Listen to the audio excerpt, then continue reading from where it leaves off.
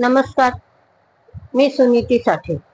वाचन दोस्ती या चॅनेलवर आपलं स्वागत आहे. वाचन प्रेरणा म्हणून मी हलकं फुलकं वाचन घेऊन आले आहे. मी जे वाचणार आहे ते तुम्हाला आवडलं तर लाईक करा, शेअर करा, सबस्क्राईब करा. आपण घडत असताना त्यामागे कारणं असतात. जे जे आपल्याला जमलं ते आपल्याला मिळालेल्या संधीमुळे मिळतं.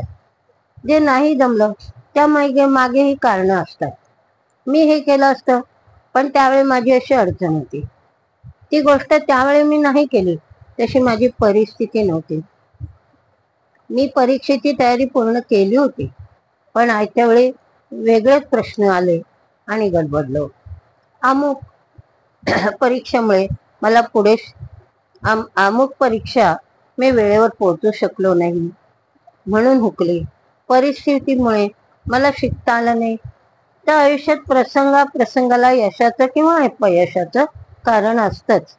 म्हणून त्या परिस्थितीचं आपण समर्थन करतो. ते सुद्धा समर्थन करण्याची संधी मिळाली तर. कारण तुम्हाला तुमच्या योग्यतेची, तुम्ही किती शिकलात त्याची विचारणा केली जाते.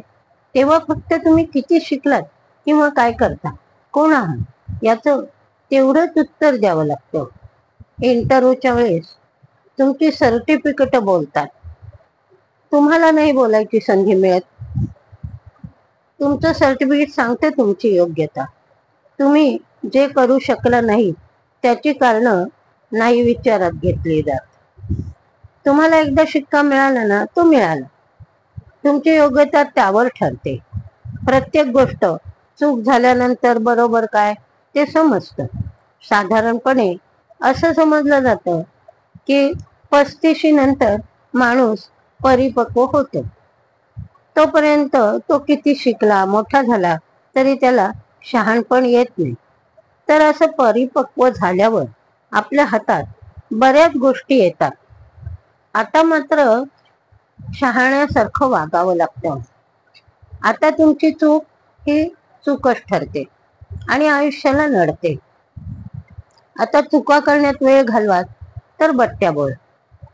तरी माणूस म्हटल्यावर चूक करणारच असं म्हणणारी पद्धत आहे. अशांच्या नादी लागण्यात काही अर्थ नाही. अरे आयुष्य किती भराभर चाललंय, काय तुम्ही चुकांचं समर्थन करताय? पण जाऊ द्या, एवढं कडक बोलायचं काहीच कारण नाही. कोण केव्हा शहाणा होईल असं काही ठरलेलं नसतं. आमच्या शेजारी ओळखीतील एक आजी होत्या. साधारण 70 उलटले असेल. त्या आजोबांबद्दल नेहमी बोलायच्या, या माणसाचं 4थं सरलं नाही आणि 5वं लागलं नाही. आजी लाल बुंद होऊन तो बोलायच्या आणि आजोबा गप्प जपमाळ ओढायचे. आम्हाला खूप गंमत वाटायची. पण खरंच असं असू शकतं?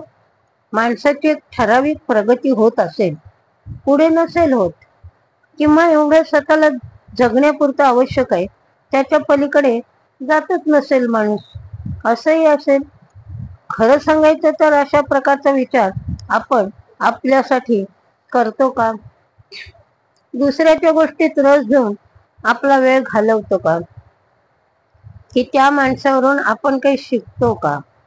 सहज ऐकलेल्या एखाद्या वाक्याचा, सहज ऐकलेल्या एखाद्या संवादाचा अर्थपूर्ण विचार करतो का? आपलं आपण लांबलचक समर्थन देऊ शकतो. दुसऱ्याचं समर्थन आपल्याला देता येईल का?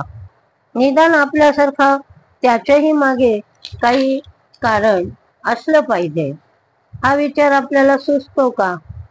निदान तसं सतत स्वतःबद्दल समर्थन देणाऱ्यांना तरी हे सुचलं पाहिजे. एखादा गावढळ आपल्या बाजूला येऊन बसला तर त्याच्या बॅड मॅनर्समुळे आपण त्याला झीड करतो. त्यापेक्षा चांगली वागणूक देऊन आपल्याला त्याला दूर बसवता येईल ना. तो गावढळ असला तर त्याच्या बाजूचं समर्थन आहे. तो चांगल्या उच्चभ्रू घराण्यात जन्माला नाही आला म्हणून त्याला मॅनर्स नाही. पण हा विचार करून त्याला वागणूक देणं आपल्याला जमतं का? नाही.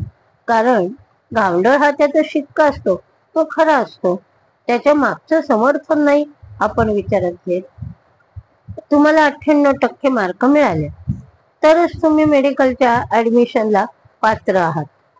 योग्यता असूनही काही कारणाने कमी मार्क मिळाले म्हणून विचार केला जात नाही. जे प्रश्न समोर आहे ते सत्य आहे. मग हळहळ काय कामाचे? जे समोर नाही, जे आपण सिद्ध करू शकलो नाही ते नाही. प्रारब्ध म्हणायचं. समर्थन दुबळी बाजू उचलून धरण्यासाठी द्यावं लागतं. एखाद्या लहान मुलाला शाळेत न येण्याचं कारण किंवा गृहपाठ न आणण्याचं कारण विचारलं जातं.